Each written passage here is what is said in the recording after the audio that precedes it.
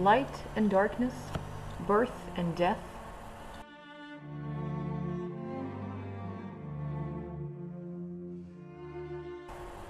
war and peace, good and evil. The coexistence and mutual dependency of opposite forces as a philosophical concept was born long ago through observation of nature.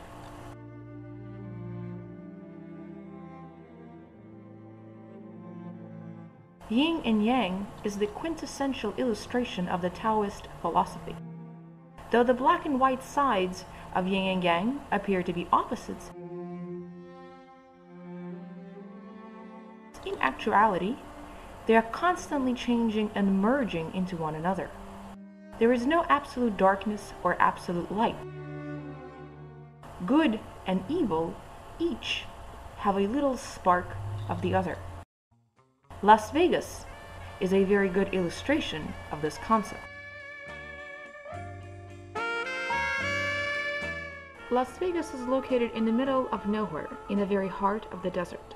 Imagine hundreds and hundreds of miles of bleak, monotonous sand, and all of a sudden you get into a sea of light, into an ocean of luxury. All of a sudden you find yourself surrounded by most remarkable miracles, dancing fountains, trained dolphins, and all of this in the middle of a desert. Here you can see Venetian canals with gondolas on the second floor of a gigantic hotel. Here you can see all this beautifully unique and diverse architecture. Granted, it is not as elegant and exquisite as the architecture of London, and not as perfect as that of Paris. And yet, Las Vegas is incredibly impressive because of its lavish grandeur, its diversity, and luxury. When you're facing such magnificence, plus all of the shows, which are incredible in their technical complexity and striking beauty, two opposite thoughts arise simultaneously.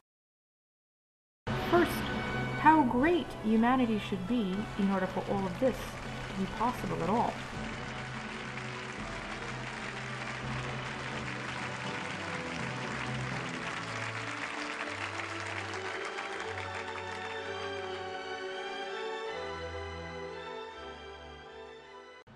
How perfect has to be man's engineering, artistic, and technical skills.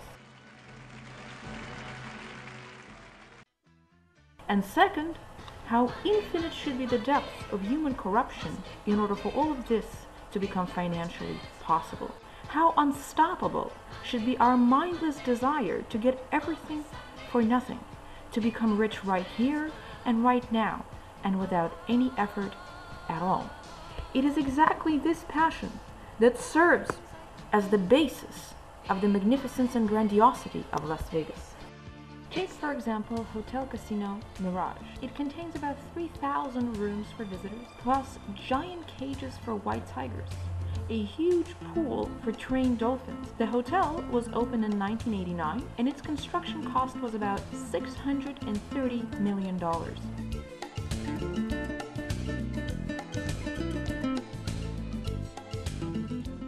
Hotel Luxor, built in Egyptian style, for example. The tip of the pyramid contains a fixed position spotlight. It is the brightest beam in the world and can be seen from an airplane from around 300 miles away. Inside the main lobby, 9 Boeing 747 could be piled one on top of another. The construction of Luxor cost about $400 million.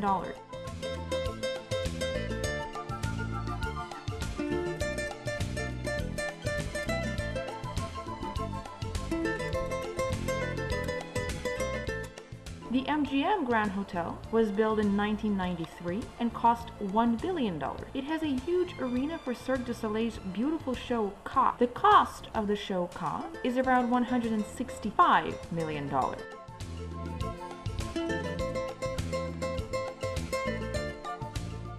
Every one of these gigantic hotels spend from $3 to $10 million on electricity alone. In 1998, $1.6 billion was spent to build the beautiful Hotel Bellagio. Bellagio will no doubt impress you with the striking beauty of its dancing fountains. 1,200 nozzles, 4,500 lights harmoniously coordinated with music. Every visitor of Las Vegas can enjoy that show every day completely free. But nothing is really free in this world of ours.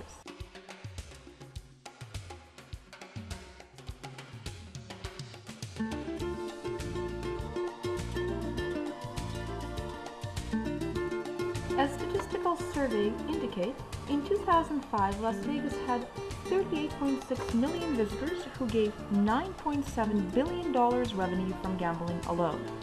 In 2006, 38.9 million visitors provided $10.6 billion of gambling revenue, and in 2007, 39.2 million visitors provided $10.9 billion once again to the gambling industry.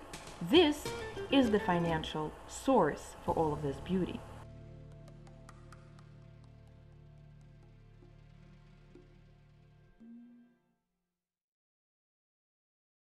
It is well known that a gambling machine is far more profitable than even the machine that prints out dollar bills. Because to print money, you have to spend a lot on special paper and ink.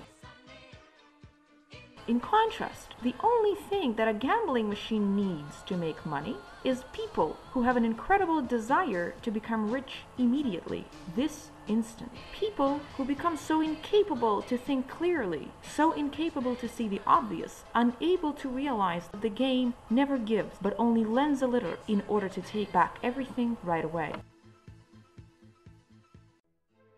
However, the low desire to become rich as soon as possible without any effort is a side effect of a more generally human aspiration to simplify and minimize one's work.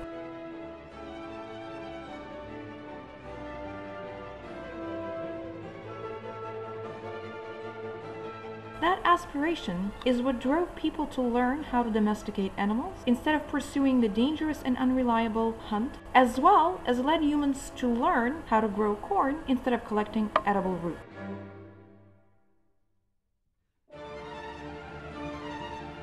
And it may seem ironic that the same human nature which makes us stupid and blind and forces us to spend valuable time and money in a hopeless chase for a quick lucky dollar, the very same human nature underlies our very progress. This brings us back to yin and yang. There is no absolute darkness or absolute light. Good and evil each carry a little spark of the other.